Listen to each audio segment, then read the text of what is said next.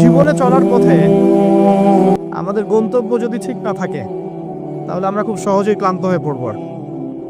আমার কথা কি বুঝতে পারছেন? জীবনে চলার পথে আমাদের গন্তব্য যদি ঠিক না হয় আমরা খুব সহজেই ক্লান্ত হয়ে পড়ব। আমাদের গন্তব্য কি?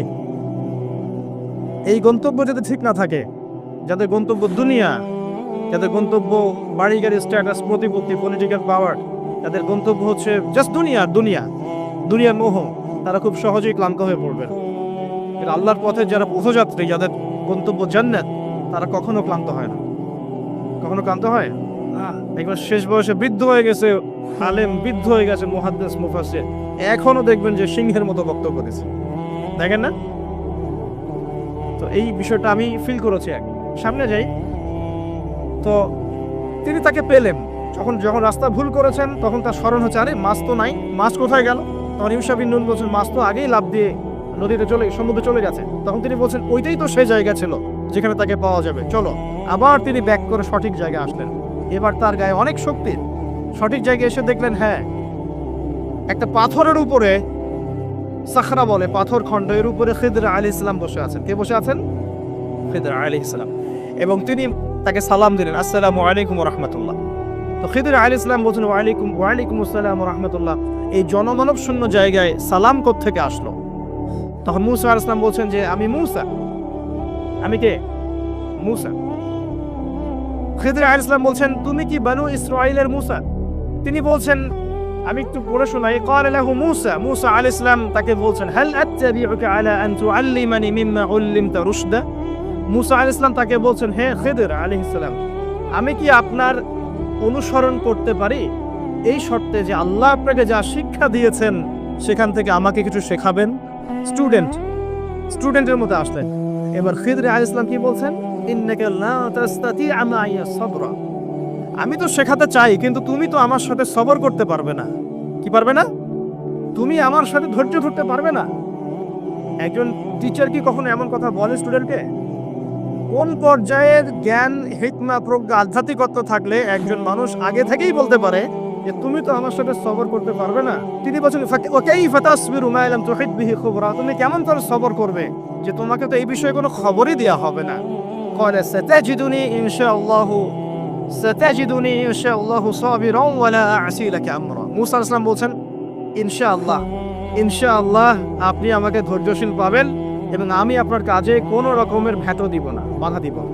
আপনি করেন যা ইচ্ছা, আমি আপনার কাজে কোনো বাধা দিব না। আচ্ছা, এবার তারা চলতে লাগলেন। ওকে, তিনি বললেন, ক্বালা ফাইন তাবা'তানি ফালা তাসআলনি আন শাই। খিদর আলাইহিস সালাম বলছেন, তুমি যদি আমাকে ফলো করতেই চাও তাহলে আমাকে কোনো প্রশ্ন করতে পারবে না। আমি যা করব চুপচাপ দেখতে হবে, পরে আমি তোমাকে জানিয়ে দেব, কিন্তু তোমার কোনো প্রশ্ন করা চলবে না। এমন কোন টিচার দেখেছেন ছাত্রকে বলে প্রশ্ন করতে পারবে না? যা পড়াচ্ছি পড়, যা বোঝাচ্ছি বুঝো, যেমনি চালাচ্ছি চলো। পৃথিবীর সবচেয়ে জ্ঞানী মানুষ কে? খিদর আলাইহিস সালাম। এবার চলছেন, ফানতালাকা, তারা দুজন চলতে লাগলেন, হাত্তা ইযা রাকিবা ফিস সাফিনা খারাকাহা। আমি শর্ট করে বলছি। তারা চলতে লাগলেন একটা নৌকা, এই নৌকায় করে তারা একটা নদী পার হলেন। এই নৌকার যে মাঝি বিনা পারিশ্রমিকেই তাদেরকে পার করালো। কিনারায় যাওয়ার আগেই খিদর আলাইহিস সালাম নৌকার তলদেশটা ফুটা করে ফেললেন। কাজটা কি ঠিক হলো? বিনামূল্যে একজন আমাকে সার্ভিস দিল এবং খিদর আলাইহিস সালাম তার তলদেশ ফুটা করে ফেললেন। মূসা আলাইহিস সালাম এবার দেখে বলছেন যে, আপনি এটা কি করলেন? লাকাদ জি'তা শাইআন ইমরা। আপনি একটা জঘন্য কাজ করে ফেললেন। যারা আমাদের এত উপকার করলো আপনি তার তলদেশ ফুটা করে ফেললেন। এবার খিদর আলাইহিস সালাম বলছেন, আমি তো বলেছিলাম, আলাম আকুল লাক, আমি তোমাকে কি বলি নাই, ইন্নাকা লা তাসতাতি'আ মা'ইয়া সাবরা, তুমি আমার সাথে সবর করতে পারবে না? এবার মূসা আলাইহিস সালাম বলছেন যে, ঠিক আছে, লা তুআখিযনি বিমা নাসিত ওয়া লা তুরহিকনি মিন আমরি উসরা। আমি যেটা ভুলে গিয়েছিলাম এই বিষয়ে আমাকে আর পাকড়াও করেন না, এরপর থেকে আমি আর কোনো সমস্যা করব না ইনশাআল্লাহ। ঠিক আছে। আবার তারা চললেন। চলতে পথে এবার একটা বালকের দেখা, ছোট। ফানতালাকা হাত্তা ইযা লাকিয়া গুলামান ফাকাতালা। এবার তারা চলতে গিয়ে একটা গোলাম, মানে কি ছোট বালককে গোলাম বলে না? জান্নাতে গিলমান থাকবে না, ছোট ছোট বাচ্চারা, গোলাম, তাকে ডেকে নিয়ে এসে খিদর আলাইহিস সালাম, এটা তো নৌকা ফুটা করাকে তিনি চ্যালেঞ্জ করলেন, এবার তো বাচ্চাকে ফুটা করে ফেলেছে। এবার তিনি বলছেন যে, সুবহানাল্লাহ, قال أقتلت نفسا زكية بغير نفس لقد جئت شيئا نكرا। আপনি নিষ্পাপ পবিত্র একটা বাচ্চাকে এভাবে হত্যা করে ফেললেন, আপনি তো একটা জঘন্য অপরাধ করে ফেললেন। কে বলছেন এই কথা? মুসা আলাইহিস সালাম। আবার তিনি বলছেন ক্বালা আলাম আকুল লাকা ইন্নাকা লা তাসতাতি'আ মা'ইয়া সাবরা, আমি কি তোমাকে বলি নাই তুমি আমার সাথে সবর করতে পারবে না? শেষবারের মতো ক্বালা ইন সাআলতুকা আন শাইইন বা'দাহা ফালা তুসাহিবনি, এরপর যদি আমি আরেকটা কোশ্চেন করেছি তাহলে আমাকে আর সাথে নিয়েন না। কে বলছে কথা? মুসা আলাইহিস সালাম, যিনি বলছেন আমি জ্ঞানী মানুষ যার উপর তাওরাত নাযিল হচ্ছে। এবার ফানতালাকা, তারা চললেন হাত্তা ইযা أتايا أهل قرية استطعما أهلها فأبوا أن يضيفوهما فوجدا فيها جدارا يريد أن ينقض فأقامه قال لو شئت لاتخذت عليه أجرا। ঘটনা হচ্ছে এই যে তারা এবার চলতে পথে একটা গ্রামে প্রবেশ করলেন, গ্রামের লোকজনের কাছে মেহমানদারি চাইলেন, পানি খাবার নাস্তা পানি কিছু হবে, কোনো মেহমানদারি পেলেন না।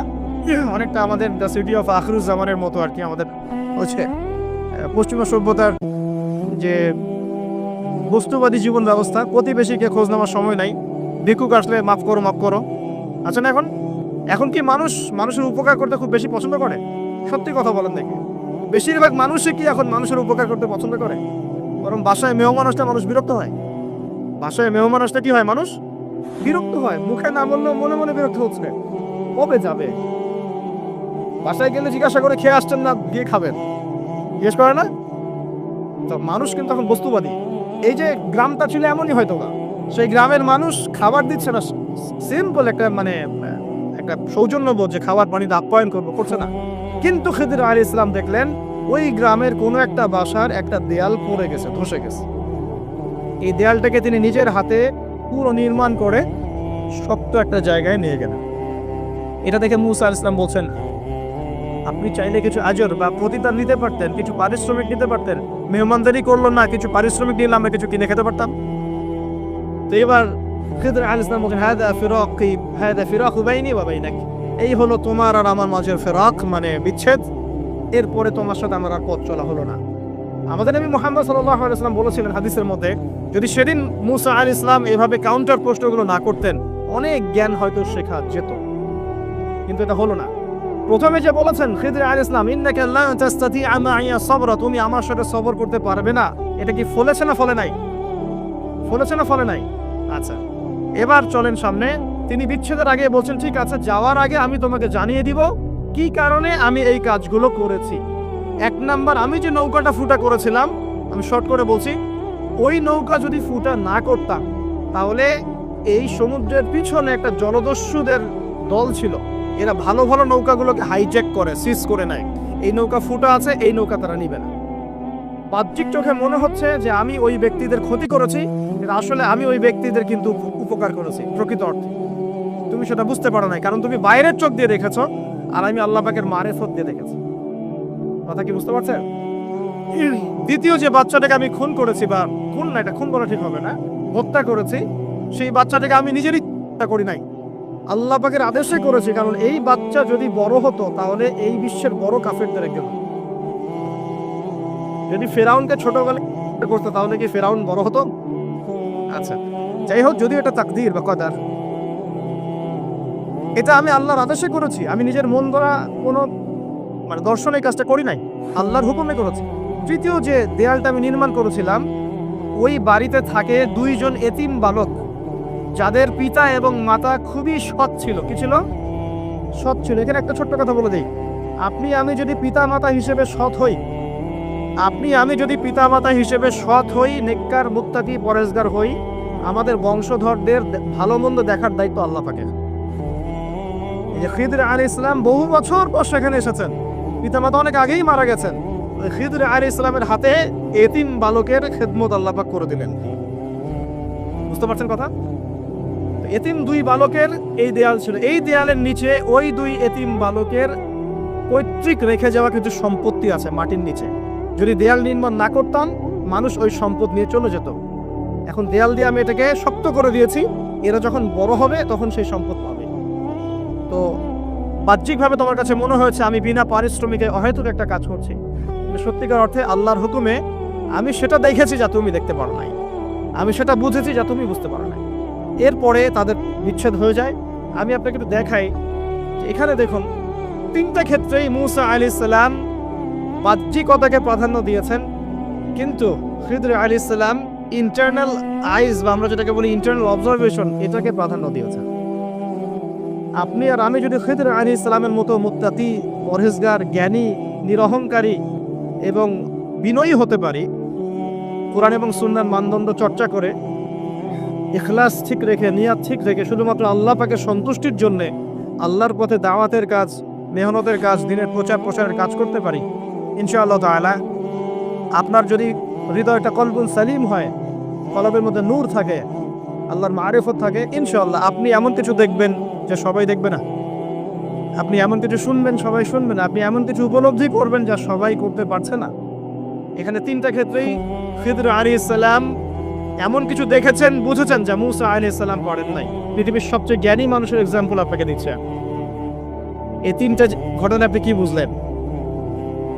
বাহ্যিকতা আর রিয়েলিটি, মানে যেটা দেখা যাচ্ছে বাহ্যিক চোখ দিয়ে, আর রিয়েলিটি বাস্তবতা এক জিনিস না। দেখেন খিদর আলাইহিস সালাম কিন্তু একদিনে একা একা হয়নি।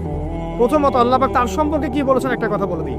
আল্লাহ পাক বলছেন যে তিনি আল্লাহর একজন বান্দা ছিলেন, ফাওয়াজাদা আবদান, তিনি আল্লাহর একজন বান্দা ছিলেন, মিন ইবাদিনা, আল্লাহর বহু বান্দাদের মধ্যে তিনি একজন আল্লাহর বান্দা ছিলেন। কে? খিদর আলাইহিস সালাম। আতাইনাহু রাহমাতাম মিন ইনদিনা, খিদর আলাইহিস সালামকে আমি আমার পক্ষ থেকে রহমত দিয়েছিলাম। আল্লাহর পক্ষ থেকে কি দিয়েছেন আল্লাহ পাক? রহমত, দয়া। আপনি দয়ালু না হতে পারলে, আপনি যদি দয়ালু না হতে পারেন তাহলে আল্লাহর সেই মারিফত, নূর আর জ্ঞান পাবেন না। তো আগে মানুষের প্রতি, উম্মার প্রতি, সবার প্রতি দয়ালু হতে হবে। তো হ্যাঁ, সবাই আমার ভাই, সবাই আমার উম্মার অংশ, আমি সবার কল্যাণ চাই, কেউ আমার শত্রু নয়। একটা দয়ালু মনোভাব তো লাগবে আগে। নিজের আগে মনে করেন আমি হকের ডিলার, জান্নাতের ডিলার, তোমাদের লিজ লাগলে আসো নিয়ে যাও, তাহলে তো সমস্যা। মনের মধ্যে যদি হিংসা আর বিদ্বেষ, পরশ্রীকাতরতার, অহংকারের এসব বিষ বাষ্প পুষে রাখেন, তাহলে খিদর হবেন কিভাবে? নূর পাবেন কিভাবে? মারিফত অর্জন করবেন কিভাবে? আর হক বাতিল চিনবেনই বা কিভাবে? নিজে চিনবেন না, মানুষকে চেনাবেন কিভাবে? এই কারণে দেখবেন যে ওয়ার্ল্ড অ্যাফেয়ার্স নিয়ে কোনো কথা বললে বলে ভবিষ্যৎবাণী করছে, অথচ এটা বাস্তব বর্তমান, সেটা খেয়াল নাই। যেটা বাস্তব বর্তমান সেটাকে ভবিষ্যৎ মনে করছে। পুরো ওয়ার্ল্ডের ইকোনমিক সিস্টেম একটা ভয়ঙ্কর ভঙ্গির মুখে আছে। বড় বড় যারা ইকোনমিক্সট, যারা মিলিটারি অ্যাফেয়ার্স নিয়ে পড়াশোনা করেন, তারা বলছেন যে এই বিষয়গুলো ওয়ার্ল্ডের সামনে দাঁড়িয়ে আছে। আর পড়াশোনা করে কোরআন সুন্নাহর জ্ঞানের সাথে এই যুগোপযোগী জ্ঞানগুলোকে একত্রিত করে যখন আমরা এগুলোর সলিউশন দেওয়ার চেষ্টা করছি, বলছে গণক, বলছে ভবিষ্যৎ বক্তা, বলছে অমুক তমুক। অথচ ইসলাম, আলেম ওলামা এবং যারা দিনের দায়ী, মোবাল্লেগ, তাদের কাছ থেকে জনগণ আসলে আশা করে কি? আপনারা কি আমাদের কাছে শুধু এটাই আশা করেন ওয়াজ মাহফিলের এখানে বসবো, সুবহানাল্লাহ বলা শেখাবো, আলহামদুলিল্লাহ বললে কত নাকি হয় এটাই শেখাবো, হ্যাঁ মাসলা মাসাইলগুলো শেখাবো, এতটুকুই যথেষ্ট? হাত বাঁধবেন কোথায়, রফুলিয়াতেন করবেন কি করবেন না, আমিন জোরে নাস্তা, এগুলো নিয়েই কথা বলবো খালি? আমরা কি খালি এই আধ্যাত্মিকত্বের বিষয়গুলোই, ইবাদত বন্দিকে জীবনের কথাগুলোই বলবো? ইসলামে কি ইকোনমিক কোনো সেকশন নাই? ইসলামে কি পলিটিক্স নাই? ইসলামে কি জিও পলিটিক্স নাই? ইসলামে কি অন্যান্য ফিলোসফিক্যাল থটসগুলো নাই? তাহলে যুগ এবং জিজ্ঞাসার সমাধান আপনারা আমাদের কাছে আশা করেন কি করেন না? যুগ এবং জিজ্ঞাসার যে সমাধান, এটা তো আপনার আলেম ওলামার কাছে আশা করবেন, তাই নয় কি? না কার কাছে আশা করবেন? কে দিবে আপনাকে সমাধান? এখন এই সমাধান দেওয়ার জন্য যোগ্যতা কি লাগবে? আপনাকে খিদির হতে হবে, খিদর আলাইহিস সালামের মতো দূরদর্শিতা সম্পন্ন হতে হবে। কিভাবে হবেন? ওই যে আল্লাহ পাক বলছেন আমি তাকে রহমত বা দয়া দিয়েছি। আগে দয়ালু হতে শেখেন, আগে মনের হিংসা দূর করেন, মনটা পবিত্র করেন। আগে পবিত্র হচ্ছে না, টেনশনের কিছু নাই। আল্লাহওয়ালা কোনো মানুষের কাছে আসেন, এসে পড়ে থাকেন, পবিত্র হয়ে যাবেন ইনশাআল্লাহ। আল্লাহওয়ালা যে মানুষরা আছেন, আল্লাহর মারিফতওয়ালা মানুষরা, তাদের কাছে সোহবতে গিয়ে পড়ে থাকেন 5 দিন 7 দিন 1 মাস 40 দিন, ইনশাআল্লাহ দেখবেন আপনি অনেক কিছুই শিখবেন। সবকিছু বইপত্র পড়ে শেখা যায় না, সবকিছু বইপত্র পড়ে আর এই সার্টিফিকেট অর্জন করে সব শেখা যায় না। কেন শেখা যায়? আল্লাহ পাক বলছেন আতাইনাহু রাহমাতাম মিন ইনদিনা ওয়া আল্লামনাহু মিন লাদুন্না ইলমা। এই হচ্ছে পয়েন্ট। আল্লাহ বলছেন আমি খিদিরকে আমার পক্ষ থেকে জ্ঞান শিখিয়েছি। কার পক্ষ থেকে? আমি আবার বলছি ওয়া আল্লামনাহু মিন লাদুন্না ইলমা, আমি খিদির আলাইহিস সালামকে আমার পক্ষ থেকে জ্ঞান শিখিয়েছি, আল্লাহর পক্ষ থেকে তার কাছে জ্ঞান ছিল। খিদর আলাইহিস সালাম কয়টা ডিগ্রি অর্জন করেছেন, কয়টা সার্টিফিকেট, কোন কোন স্কুল কলেজ ইউনিভার্সিটি? তিনি কি হার্ভার্ডে পড়েছিলেন? তিনি কি কেমব্রিজে পড়েছেন? আমাদের প্রাচ্যের অক্সফোর্ডে পড়েছেন? তো এখানে পড়েও খিদির হতে পারছি না কেন? তাহলে সমস্যা কোথায়? তার মানে জ্ঞান শুধুমাত্র প্রোটেস্ট্যান্ট ভার্সনে সার্টিফিকেটস অর্জন করা নয়, আর বইপত্রের খালি লেটার্সগুলোকে মুখস্থ করাই নয়, এগুলোই জ্ঞান নয়। যতক্ষণ পর্যন্ত এগুলোর আমল না আসবে এবং আল্লাহওয়ালা মানুষের সোহবতে না থাকবে, আত্মশুদ্ধি অর্জন না হবে, কলব পরিষ্কার না হবে, ততক্ষণ পর্যন্ত আল্লাহর মারিফত পাবে না। আমি কি কথা বুঝতে পারছি? একটু উঁচু স্তরে কথা বলছি হয়তো আপনাদের সামনে, কিন্তু কথাগুলো খুব ইম্পর্টেন্ট। আপনারা পরে বুঝবেন, রেকর্ডিং হচ্ছে, পরে বারবার শুনেন। শুধুমাত্র প্রোটেস্ট্যান্ট ভার্সনে এগুলো মুখস্থ করার মধ্যে জ্ঞান সীমাবদ্ধ নয়। এটা আপনি পড়লেন, বই সার্টিফিকেটস অর্জন করলেন, আপনি ডক্টর হতে চান, আমার পাশে একজন ডক্টর বসে আছেন। এখন যদি আমি বলি যে আপনি ডক্টর হতে চান অর্থোপেডিক্সের বইগুলো আপনাকে দিয়ে দিলাম, বাসায় গিয়ে পড়েন, ডক্টর হয়ে যান, হবে? পারবে কি কেউ করতে? তাকে মেডিকেল কলেজে ভর্তি হতে হবে, ক্লাস করতে হবে, তার চেয়ে বড় বড় ডক্টরদের সোহবতে থেকে জ্ঞান শিখতে হবে, প্র্যাকটিক্যাল করতে হবে, কত কাজ। এই কাজগুলো আমরা দিনের ক্ষেত্রে করতে চাই না। আমি একটা বিষয় দিকে ফোকাস করছি, খিদির না হতে পারলে সে জামানে টেকা যাবে না। কারণ এই জামানা রিয়েলিটি আর বাস্তবতার মধ্যে কোনো মিল নাই।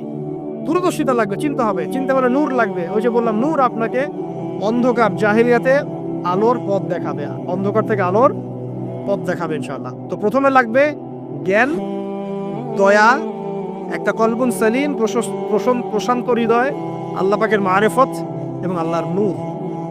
অর্জন হবে কিভাবে?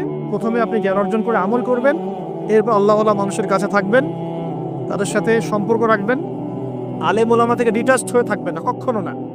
তাদের সোহবতে গিয়ে গিয়ে পড়ে থাকবেন। সপ্তাহে 5 দিন কাজ করছেন, 2 দিন তো ফ্রি আছেন, 2 দিনের মধ্যে 1 দিন সময় দিবেন, পারা যাবে না? বহু ওলামায়ে কেরাম বাংলার আনাচে কানাচে কাজ করছেন, অফলাইনেই, অনলাইনে তাদেরকে পাবেন না আপনি। এমন আল্লাহওয়ালা মারিফতওয়ালা মানুষ আছে বাংলাদেশের মাটিতে, যাদেরকে আপনি অনলাইনে একটা ছবিও খুঁজে পাবেন। শুধুমাত্র নিজে নিজে জ্ঞান অর্জন নয়, আমল দরকার, সোহবত দরকার। আর কি দরকার? বললাম কলবুন সালিম, প্রশান্ত একটা হৃদয় দরকার, আল্লাহ নূর দরকার, মারিফত। এরপরে দেখবেন আপনি এমন কিছু দেখছেন, শুনছেন, বুঝতে পারছেন যেটা সবাই পারবে না। এখানে দেখেন 3টে ক্ষেত্রেই খিদর আলাইহিস সালাম কি সঠিক না ভুল? সঠিক না ভুল? আচ্ছা, এখন তার কাজগুলোকে মূসা আলাইহিস সালামের কাছে কি মনে হচ্ছিল, সঠিক না ভুল? এই জামানাটা সেই জামানা যে জামানায় আপনি দেখবেন সত্য মিথ্যার মানদণ্ড উল্টে গেছে। আমানতদারকে খেয়ানতকারী বলা হচ্ছে, খেয়ানতকারীকে আমানতদার বলা হচ্ছে। প্রচন্ড রকম উগ্র একজন মানুষকে আপনি বলছেন ভালো মানুষ, কিন্তু একজন ভালো মানুষকে আপনি বলছেন উগ্র। প্রচন্ড রকম জালেম একটা সভ্যতাকে আপনি বলছেন একদম বিশ্বের সবচেয়ে উন্নত সভ্যতা, আদতে তারা বিশ্বের সবচেয়ে নিকৃষ্ট সভ্যতা। বাহ্যিকভাবে আপনি দেখছেন ইকোনমিক প্রোগ্রেস, আসলে দেখছেন ধসে যাচ্ছে। বাস্তবতা হচ্ছে এটা ধসে যাচ্ছে। আপনি দেখছেন নারীর অধিকার একদম, আদতে নারীরা জাহান্নামী হচ্ছে বেশি বেশি। বাহ্যিকভাবে দেখছেন যে পোশাক চেঞ্জ হয়ে যাচ্ছে, ছেলের পোশাক মেয়ে, মেয়ের পোশাক ছেলে, তাই না?